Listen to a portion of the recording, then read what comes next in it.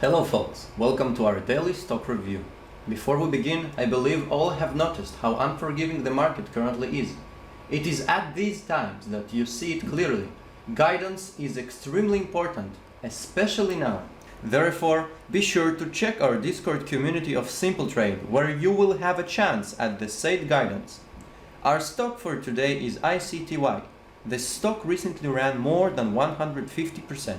I will now explain why. Let's first back up to @red, where the company tweeted that there are no plans for a reverse split, authorized share raise, or toxic funding.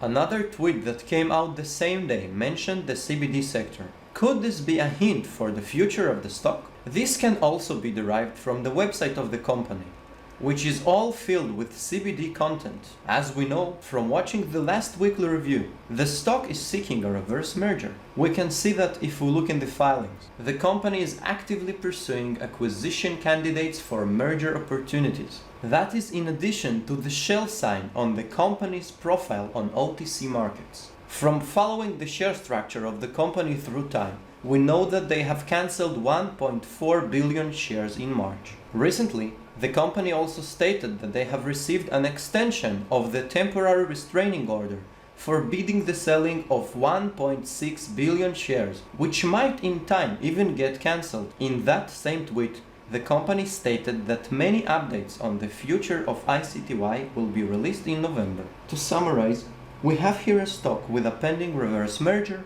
possibly in the CBD sector, looking to cancel improper shares and a promise of no reverse split or authorized shares raise, with upcoming updates this month. An interesting stock to follow and see what will become of it. I hope you all have enjoyed the video. If you have, make sure to subscribe and push the bell notification button, as well as join our Discord community of Simple Trade. Good trading day to all and have fun!